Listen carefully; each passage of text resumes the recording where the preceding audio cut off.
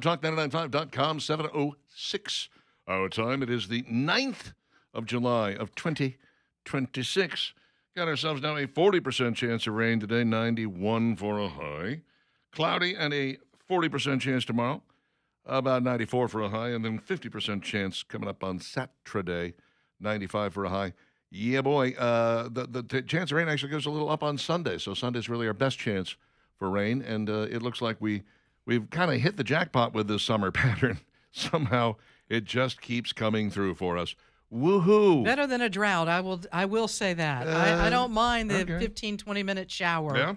to keep us green and lush in the streams and rivers with plenty of water. And that summer where we had the drought, we were like, oh, please, Lord, let it rain. I don't know about you. I take a 15-minute shower every morning. That's just me. Thank goodness. Mm-hmm. We appreciate you doing that, I Richard. thought you might, living in and working in this smaller space. Alabama Tree Pros, 308-4158. When some of those storms come through and they're big, they can take a tree right down to the ground. A couple of different ways. One is that the tree is old, starts to rot from the inside out. Next thing you know, it snaps in the middle. Sometimes the ground gets saturated. It's so wet that when the wind blows, it just pulls it right up by the roots and goes all the way over. If that happens and it's taken out your power lines, it's taken out your house, your neighbor's house, dropping on a garage and, hurting cars, whatever it may be, that's going to cost you a lot. Even if it's just with homeowners insurance, you're talking about time, money, energy being spent that didn't have to be if you take care of that tree now. And Alabama Tree Pros is the company that can do it for you. They're quick, they're fast, they're good at what they do. Their estimates are lower than the other guys. To the back of that estimate, they will staple their licensing and bonding and insuring and all the good stuff you need to know that you're dealing with a safe, real, good company that is going to treat you right. And I am the guy to tell you because they did a great job for me, and they'll do another one for me before too long. Alabama Tree Pros online, alabamatreepros.com, 308-4158, 308-4158, their telephone number. Odenville, Alabama has a celebrity. 15-year-old Caitlin Bowden is one of 5 finalists in the Stuck at Prom Scholarship Contest hosted by Duck Brand Duct Tape. Every single year, the competition challenges teens from across the USA to design and create original prom attire using the brand's duct tape. The picture of her dress is absolutely stunning. It is. I'm like, wow, all of that's duct tape. Every bit of it. You have to use nothing but duct tape in order to really make it work. Now, I've known a few people. We've had a few from Alabama who have been in the running in the past, and I've gone and voted for them online, et cetera, et cetera. But this would be the first one to win if she does. And she's one of 5 finalists, so she made it down to the top 5, which is very impressive. It is impressive. Looking at this dress, it's hard to believe that it's going to be beat. She used kind of an old Hollywood flair design style. It has some gorgeous, I don't know what you would call it, a design on she used 2 different colors of duct tape, red and silver, to create almost a gem-like effect on it. It's got a skirt and a larger dress and a bodice, and then she's got what they call a birdcage hat, which involves a net also made of duct tape, which is like, how are you doing this? I don't know how she did it. And then the back of the dress is just beautiful, too, because it's got these stars on it. Silver stars. Yeah, silver stars on the red dress. Yeah. Strapless. And it's just gorgeous. Looks like a laced-up bodice that she did once again with duct tape. It made it look that way. And then she has made a purse that looks like a movie clacker. Which is really cute idea. Yeah. I don't know. Tell you, if she doesn't win, there ain't no justice in this world. No. Top dress and tux finalists with the most votes each win $10,000 scholarship grand prize. Voting closes this coming Monday. You can vote for Caitlin's dress by clicking on duckbrand.com/stuck-at-prom. Oh, goodness, that's a lot. Maybe we should put it up on our Facebook page. We could do that. And Twitter. Yeah. I'll do that today. How about that? Oh, man, just absolutely gorgeous work by Caitlin. She's really impressive. They should also, and this is just, I know the winner gets a $10,000 scholarship grand prize. I think that they should also add in the amount of money it would take to make the duct tape dress. Yeah. Because she obviously used a lot of red duct tape, a lot. So how about giving her whatever the money is for that dress that, maybe an extra $500 or $1,000. Or just give her that much in duct tape. That'd be good. I don't Just think give she her that does. duct- She here want you that? go. She probably never wants to see duct tape You again in can her life. never use. By the way, I can tell you, this dress is heavy as hell. I mean, think about the weight of duct tape, and think of the number of rolls that went into it. She has got some strong legs. I just don't know underneath how that dress. she did it. I just don't. I have no idea how she did this. It's brilliant. It really is absolutely gorgeous. You should check it out. You can find it. You just go to duckbrand.com until you can click on the thing on our website. But you can definitely go to duckbrand.com, and then it'll take you to the Stuck at Prom Scholarship Contest, and then you can find Caitlin and vote for her there. Well worth the time and energy. There's 140 hours to go. Took 17 rolls of duct tape. It says so right How there. many? 17? 17 rolls. That's not that. Nah, that's not bad at Could all. be worse. Mhm. Could be raining. Yeah, don't let that dress get Yeah, if it rains on that duct tape dress, I don't want to know. Another great story we have today is United facing a lawsuit over window seats that don't have windows. This happened to me once. It was on a United flight, too. I was coming back from White Plains, New York, and I was like, ooh, I got a window seat. Yeah, this is great. I'm at the back of the plane. Not only was my back against the restroom at the back, no recline on the seat. Not that the recline is great any longer. It's like an inch and a half, right? It's like, Yeah, there's not much recline. That's right. What was the Jerry Seinfeld like? Here you're safe. Here, definitely going to die. Yeah, we need you to put your seat up, please. Put your seat back. Really? In the right Why? position. Yeah. What? It's just. How do you know it's not up? How can you tell? I got to be honest. No, that's a good question. Anyway, I get to the seat, and there's no window there. There's a spot where there should be a window, but there's no window. Uh-huh. And I was just like, And that's well, this because is of the a- way they've adjusted the seats up or back, and Yes. so now it leaves you without a yeah. window seat because they got everybody crammed in there like a can of sardines. I got the double whammy. I got no reclining seat and no window, and I was stuck there for almost 3 hours on that Oh. flight. But did you think about suing? I did not think about suing because I had not paid extra for that ticket. But apparently on United Now, this was several years ago, on United Now, if you're going to book your own seat, they might charge you more if you say, well, I want this window seat. And consequently, they'll say, all right, well, that's going to be another $15 or $20 or whatever it may be. And if you pay more for a window seat and you get there and there ain't no window, I would definitely want my money back. And when all of the passengers get together and decide to make it a class action suit, suddenly United is like, we better figure this out. We better make sure we don't be selling seats that don't have windows No. as window seats. Yeah, that may mean you get a little more leg room, which would be really, really nice. Could be. Look, I this is why I can't sit in steerage any longer. I've just reached my limit on it. That was the last flight I took that was not first class. That was when I said, from now on, the flight is part of the trip. I'm paying the extra. That's right. I want to sit up front. Might I as want well the be big comfortable. seats. I want the comfy. I want the super leg room. I want the movie. I want all the good stuff that comes with With it. flying first class. So you're right, though. If you ever notice when you fly, the seats are positioned on kind of rails. They right. can move them. There's two long rails that run the length of the aircraft on either side, and all the seats are attached to these things. And every time they decide, well, we need to make a couple more bucks, let's move every seat back an inch and see if we can fit one more row in. And consequently, you're sitting there with your knees up to your chin. There was a time, kids, when flying wasn't that uncomfortable. No, it was pretty comfortable. Yeah. But it's really changed over the last 25 years. Charging for bags, extra bags, they were charging for a second bag. Now they're starting to charge for a first bag, and you're like, just raise the price of the ticket. You know, this is kind of like, I think of the chips and salsa thing. It's like, just, if you need to start charging for the chips and salsa, you don't want to make them free. Yeah. Put an extra buck on the chimichanga or whatever it is that you're going to order. Mm-hmm. Don't tell me now you're going to charge, $5 for the chips and salsa when all along it's been free. Mm-hmm. And the airlines is kind of the same thing. Well, we're going to charge you now $30 for if you're going to do a carry-on bag or a carry-on? checked-on bag. You're going to charge You know what I mean? I'm yeah. like, what do you mean you're going to charge me $30 for a check? Just make it a part of the ticket so I don't even know. There I'll you go. never know. Just hide it. Instead of like hide it in the price. $230 for the round trip airfare, it's $250. There we go. Well, $260. He may be upset about the lack of chips and salsa, but he's got plenty of leg room on the plane, okay? So let's be honest. You did not. Of course I did. Why would you bring it up even? You should be ashamed of yourself. Uh, He did it. I didn't do that. yeah, no, you brought it up on purpose. I could tell. And speaking of flying, by the way, Southwest Airlines is now roasting passengers who jump up right as the plane lands. What, Richard? Doesn't everybody do that? I certainly hope not. Seems like the past It few sure times that I was does. flying, it seemed like pretty much you touched the ground, you started hearing seatbelts unbuckling. Yeah.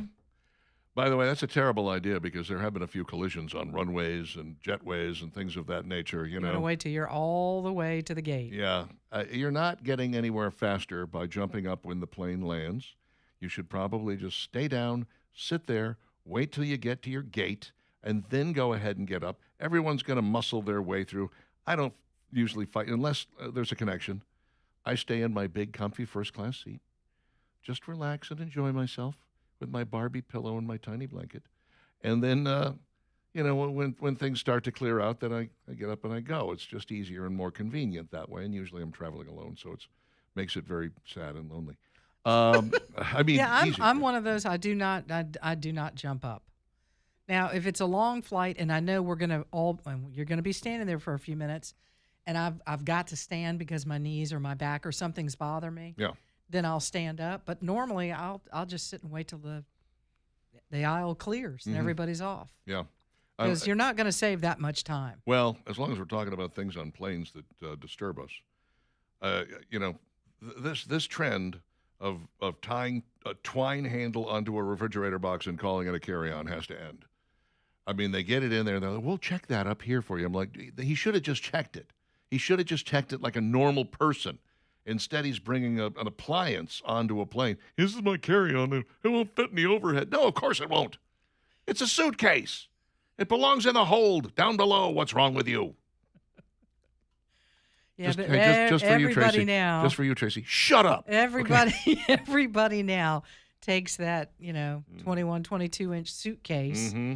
and carries it on with them. Because too many times now, luggage is getting lost way too much. Mm-hmm. It's insane. And so if you're traveling, I guess if it's 2-3 days and you can fit everything in that small little suitcase, Knock yourself out. everybody carries that on the flights now. Yeah. Everybody. It's got to be carry-on size. You cannot do that with just a regular size suitcase. It is unacceptable, and it's time for the airlines to start going, sorry, we can't let you on with that. There used to be like a little thing that you'd have to Set it in. fit it into. Yeah, set it in And if there. you could fit it in there, then that worked. And the gate agents, or not the gate agents, but the check-ins, with the people with the who are handing you the tickets, they'd be the ones who'd be like, you're going to have to check that. That's not going to go. You're going to have to check that. And they don't do that anymore. And I don't know I'll tell why. you why. I know exactly why.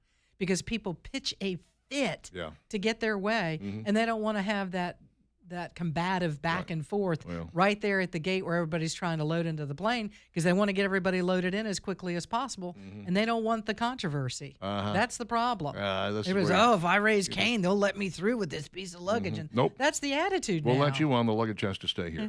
That's how that works.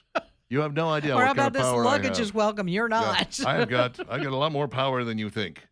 How about that? I'm a gate We'll agent. take your luggage. We don't like your attitude, so you're staying back. 7:19 with Dixon and Vining. 3 things coming up next.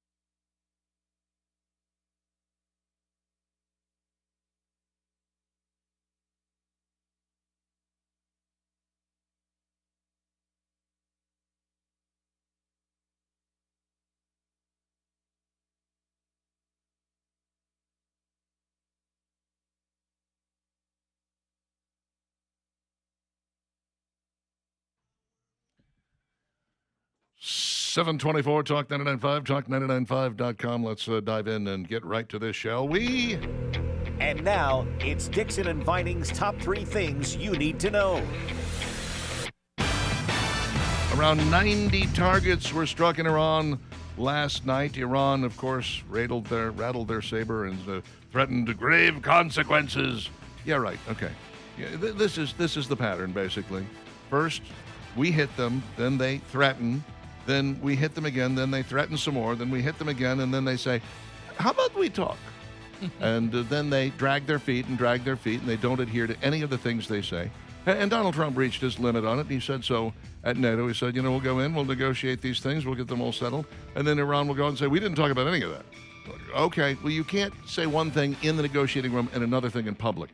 We're going to say the same thing in both places, and if you don't, then we're just going to keep hitting you until you figure out how this works.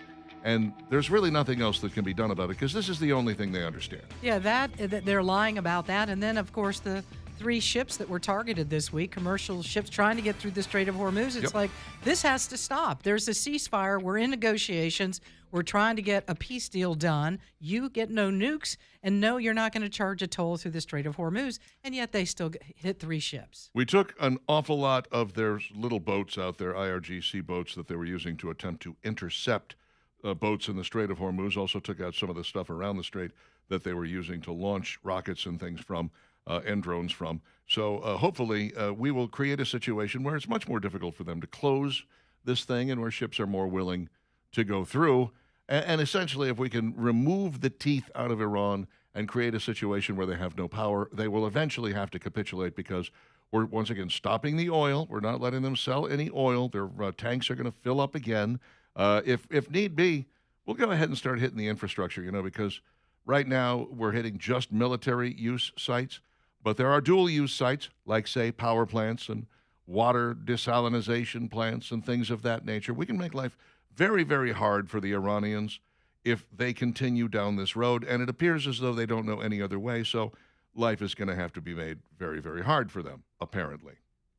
Sad but true. You remember the judge who obstructed arrest of an illegal immigrant there in beautiful Milwaukee, Wisconsin. Her name is Hannah Dugan. And she finally had her day in court and was ordered, are you ready for this? To pay a $5,000 fine for felony obstruction. That's ridiculous. Now, on the upside, she has been convicted of a felony. That's not going to leave her record anytime soon. She is going to appeal it, but I don't see any way to get out of it because the facts are all there. U.S. District Judge Lynn Edelman kind of gave her the slap on the wrist. I'm shocked that they're allowing her to remain as a judge, because I don't think I would have allowed that to happen. I think I would have been like, it's time for you to turn in the robe and the little hammer. Yeah, you've shown that you can't be a good judge. Exactly. You're a poor judge of character and everything else, as near as we can say. She is, she's an activist judge, obviously. And she had several people testify on her behalf. Oh, yeah, she's wonderful. Yeah, she's real good. Oh, she's a nice lady.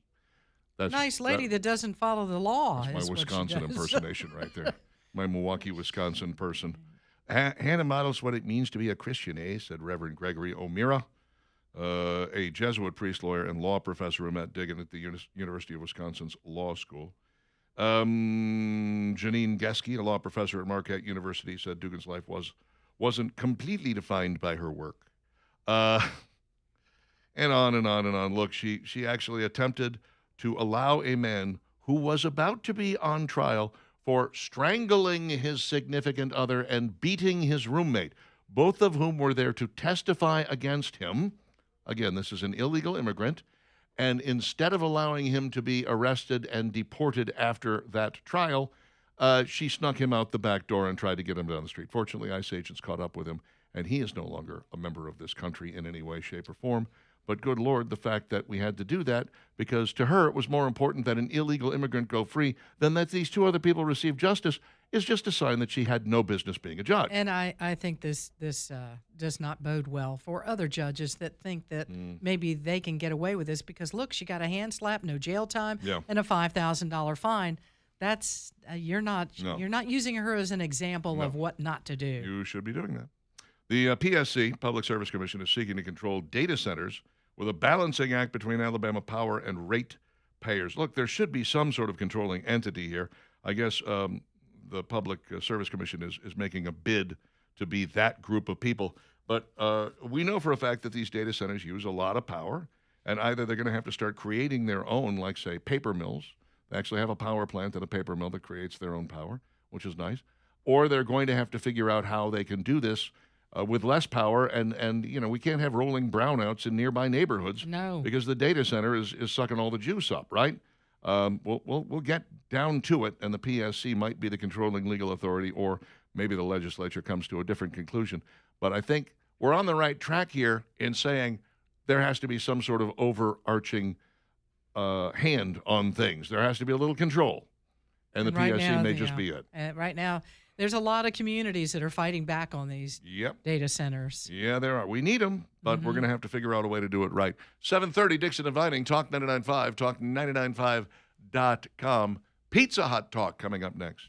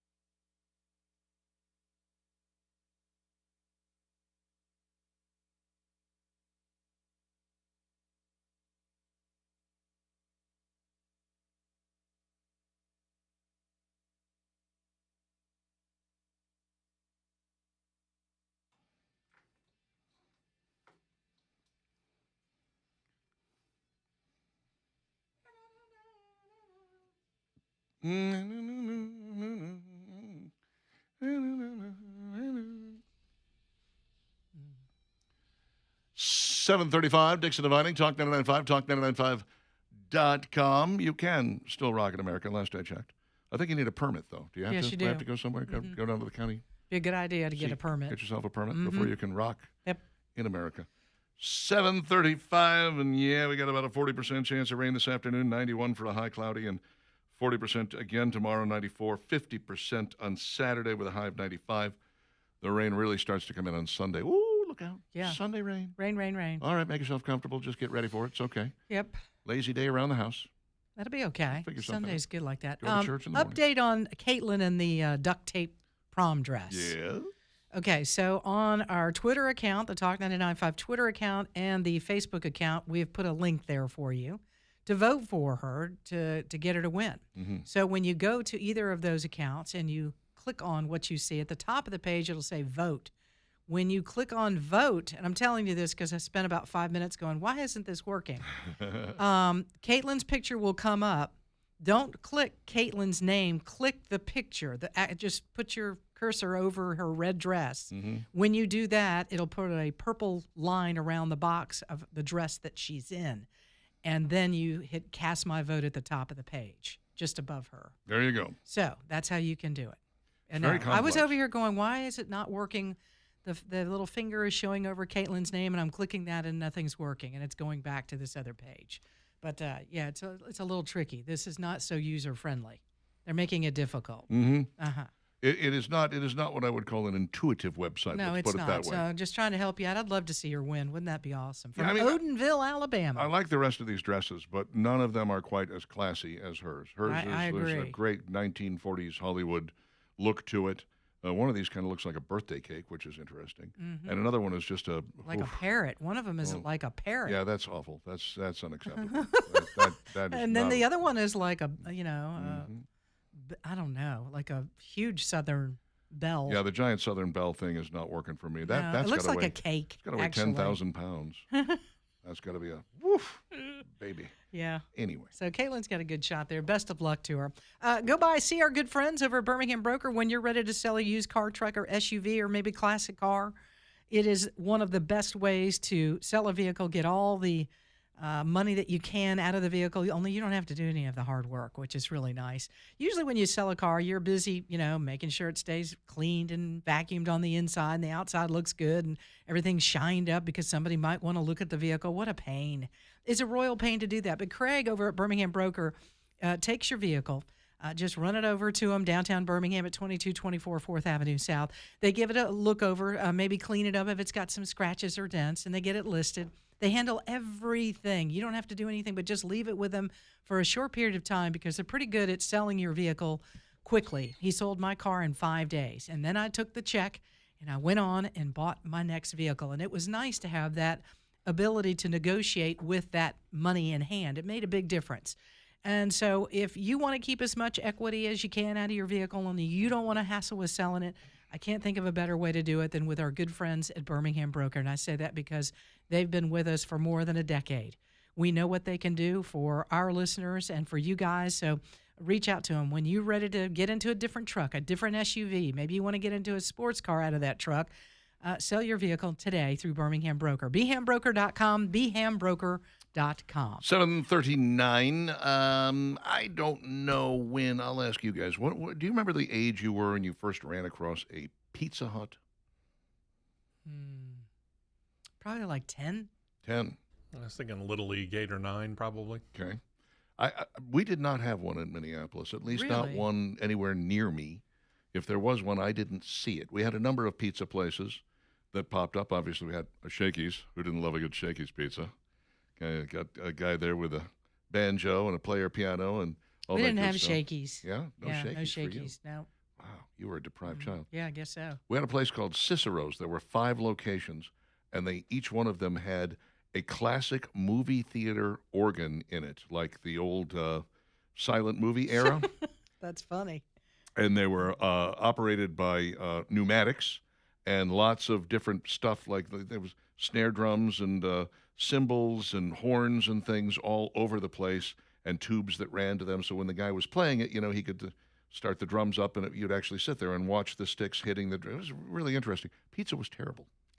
But Yeah. everybody came to see the organ. Everybody came to see the organist. The pizza was the greasiest, nastiest pizza I've ever had. Oh. Yeah. There was another place called My Pie that served a big, thick crust pizza with crushed tomatoes instead of sauce.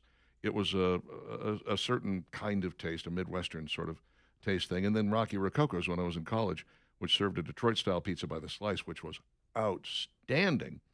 But Pizza Hut just didn't exist in my world until I moved away and I got to California. My first experience with Pizza Hut was in California. Second one was in Oklahoma. Started running across more and more Pizza Huts there, as there were 3 or 4 in that relatively small town. And then, of course, Pizza Hut became sort of the gold standard in America. Mm-hmm. Like if you were eating pizza, you were almost certainly at a Pizza Hut for a good long while there. My question is, what the hell happened? That's a good question. Because I remember that this is kind of when I thought, okay, this is the end of Pizza Hut, was the Pizza Hut that was in Vestavia on Highway 31. Yeah. And it turned into about 5 different things, and then they tore it down. Sad. I think it's where the Sprouts was, and now it's the pickleball place. Mm-hmm. But I remember when that went out of, when it just was no more, and I was like, I don't understand what's happened. Right. Why does no one go to Pizza Hut anymore? Uh-huh. Because we have other options now that are better? I guess. Well, there's somebody who attempts to tackle it here. Tasting Table and Charlotte Pointing says she's got the 7 of the biggest failures in Pizza Hut history and what sort of led to its overall demise. One was when they tried to be gourmet. Yeah, don't do that. Domino's Stay in your lane, man. Stay in your lane. That's right. Domino's did a rebrand in 2009, you might remember, when they were like, look, we're going to make everything better. We're going to improve the sauce. Domino's really did step up their game there. And people talk about it as just a marketing gimmick. I ate Domino's both before and after the upgrade, and I can tell you, it was a real upgrade. They seriously did try to improve the quality of their pizza, and they did a good job of it. Well, the problem with Pizza Hut is they went at it the wrong way. They started to come up with all kinds of weird, here we're going to put this on the crust. We're going to do balsamic drizzles and garlic parmesan and grilled chicken and honey sriracha on the crust. Stop it. Do they know? Okay, once again, this is not knowing who your Exactly. customer base is. Right. Your customer base is not gourmet. No. Guy, girl, it's a date and we're going out on date night. We're going to go to Pizza Hut and get a gourmet pizza. None of that makes sense. No. Or a family. You're looking at a family basically, or like Steve said, Little League team. Little going League out, is, yeah. you got to be in the Little League wheelhouse. You're Americana all the way, baby. Priazzo, they call a failure. I loved it. There are many people who are still pushing to get Priazzo back. It is a stuffed deep dish pizza, 2 crusts, a top and a bottom, and they gave them Italian names: Roma Priazzo with Italian sausage, pepperoni, mushrooms, beef, pork, onions, and 3 different types of cheeses. My favorite.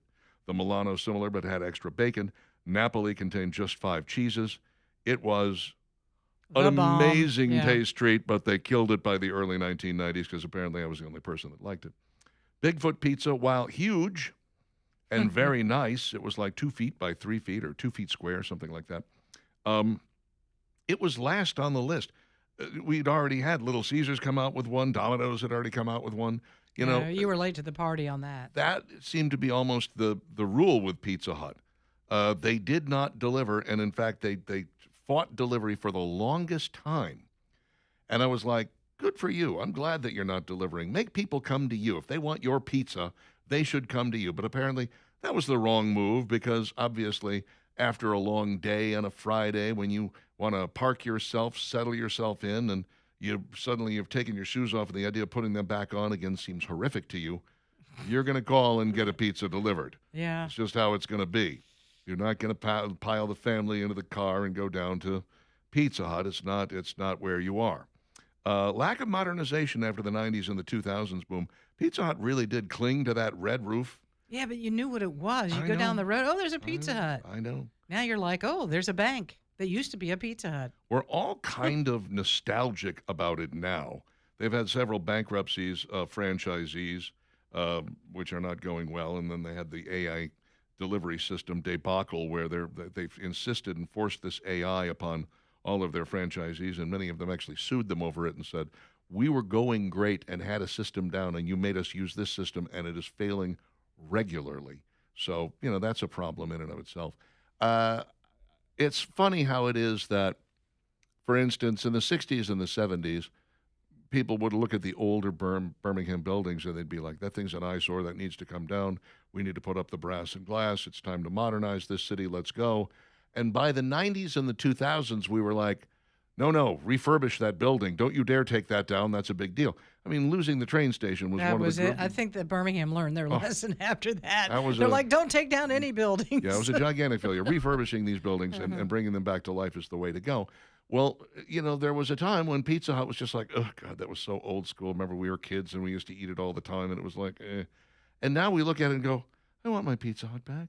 I want my red roof. I want my checkered tablecloth. Yeah. I want my buffet. I think they would have been better off just repainting the inside or replacing the red carpet when they needed to, or if the tablecloth got some holes in it, get a new checkered tablecloth. Oh yeah, that's right. There were the red and white table, not cotton like but the those plastic. red cups. The red cups. We need those. You order some more of those. Just keep the inside refreshed with new of the same stuff. Right. But I do think, and when you mentioned it, that's when it hit me. The delivery thing is what they were like. We've got to stay on top of a Domino's and some of these other delivery companies because we're gonna die if we don't deliver. It led to exactly what has happened to Pizza Hut, which is all the red roof places, not all of them, but a huge number of them have closed, and they're opening up in strip malls and things like that and where they can go ahead and turn same. these on. No, it's not the same. Yeah, they just put the little logo up there, and it's got that homage to the red roof on it, and I'm like, it's not the same. No. If I'm going to eat Pizza Hut pizza, I want it to be on the red checkered tablecloth. Yeah. I want it to be with the red cup, and I want to be gathered around with a few other people enjoying some company. Otherwise I'll get Domino's. And bring back the salad bar and bring back the pizza bar that they had too. Oh my God, the pizza buffet was the best. But I don't know that it would be successful now. I just don't. I mean, we talk about how families don't eat dinner together very often anymore because we're running in 50 million different directions. And we don't care much for each other. No, that has a lot to do with it that's as well. part of it. That's going to change. But, that used to be a big thing. We're going to sit down together as a family. Hey, let's go out to Pizza Hut and order dinner together. And you could feed, a family on like 2 pizzas and bring some leftovers home. And it was a reasonable price. I don't know. It's sad. I don't know that it can be brought back. We are lamenting the stuff that we let slip away because we didn't really appreciate it while we had it. And that just makes us old people on the porch. Hey, remember when we used to have a Pizza Hut? If I'm Pizza Hut, though, if you're the CEO of this company, do you say, do we take a chance? Because that would be not just like we're setting up a little shop here and we're selling pizzas. You're having to put together an entire restaurant again. There is one franchisee who's doing it. He's got 80 stores. I wish him doing well. All of them. Yeah. I hope he does well. He may be the model if it really does work. I wouldn't be surprised if other people follow suit. That's a big money chance right there. Sure, but all you have to do is you find that check cashing place that has what used to be the red roof, and you buy it back. That's the first thing you have to do. And repaint it, put the red roof. Repaint it, yeah, exactly. Because there's one down in Alabaster that the roof got painted blue. I think it's part of an access to an old used car dealership. Bring it back around again. Nature can heal itself, I'm telling you.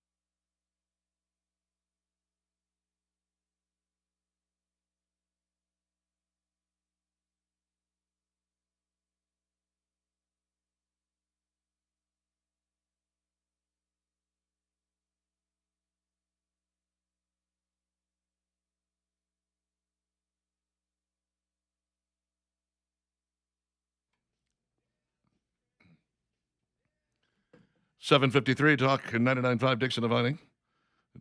Talk995.com and YouTube. Real Talk 995 TV. You can watch us there if you've ever wondered what we look like. One of us is absolutely stunningly gorgeous, and, of course, the other one is Valerie. Work Trucks is downtown at 2324 3rd Avenue South. If you have not yet been there to pick up a truck for your business, you are missing out. WorkTrucksWithAnXLLC.com. You can certainly check out their entire lineup there. Over 100 vehicles in stock at any given time. Their service centers right across the road. They do a great job with bringing them in from all over the country and putting them through that 125-point inspection. They take out a few minor dings and dents if they got them. They, will put new rubber on them, put new glass in them if that's what it calls for. And some of them are so new they still have factory warranty. Every shape, every size, every make, every model, every kind, both diesel and regular gas, whatever it is you're looking for, they can make it happen. At WorkTrucksWithAnXLLC.com. Trade finance, get an extended warranty, 30-plus years in the business. They kind of know what they're doing over there. Work Trucks with an X, where they are all about trucks. Chris says, please promote Hoover's own best, a Bud's Best. They are delicious and cheap, and the birthday cake new flavor is great. We've all decided here that we don't really care for birthday cake flavor anything. But I like their candy and cookies. I love their Caicos. Their what's the other one? The chocolate peanut butter sandwich cookies. Oh, so good. Love them all. One year at the fish fry, the Cahaba fish fry, we did deep fried Bud's Best cookies as a treat, and man, people were just hovering. They'd wait for the next batch to come out. You could see them. They were all kind of gathered around, just kind of watching us, pretending they were doing other things, but keeping an eye on. And then when I would dump the next two, because I had two deep fryers going at the same time, I'd dump the next two into the pan. Poof, they would come in. They'd do like just a swarm, and then poof, they were gone, and all the cookies had disappeared. Wow.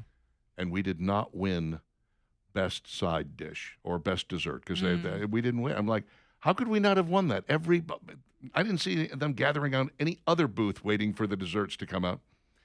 There's no justice. There's no justice. There isn't. No justice. Crybaby says the duct tape underwear is a little uncomfortable. I would think so, yeah. Casey says the airlines are also charging extra for seats with more legroom. Yes, I've seen that. Yep. Sean points out that your CPAP machine does not count as a carry-on. I suppose that's good. Thomas says, this gets me. I check my bag. They say it's a few pounds overweight. I can either take something out or pay extra. I take something out, get the weight out of checked bag, and put it in my carry-on, and all is good. See, that's carry-on not goes right. on the same plane. Yeah, no, that doesn't make any sense. I've had that happen. Yeah. Where they said you're, and I was like, I stood there thinking, well, what am I going to do with it? And then I just took a pair of jeans and something else and put it in the backpack I had, and I was like, there. Am I good? Mm-hmm. You're good. All right. Okay. And I was like, this doesn't make any sense. That's Everything's going on. We're all, the weight is exactly the same. I take it out of the luggage and put it on. That's even better. I got 3 pairs of pants on. Maybe it's for those that are carrying the luggage. They don't want it to be over whatever, 50 pounds or whatever it is in the larger pieces of luggage. Sure. Because it's too heavy to carry to get it on the plane. I understand that. But at the all same you're doing time, is shifting weight from one place to another. It's Yeah. still on the plane. But that I get. But what I'm saying is the people that have to carry the luggage and move it onto that thing to get it on the plane, maybe that's the weight issue. Sure. It's not the weight on the plane. But if you pay a little extra, are they giving it to that person because he's I don't lifting know. something? I just none of it makes any sense. They're just sense. sticking it to you. Jeff says there's a classic Pizza Hut on Parkwood at exit 6 on 459.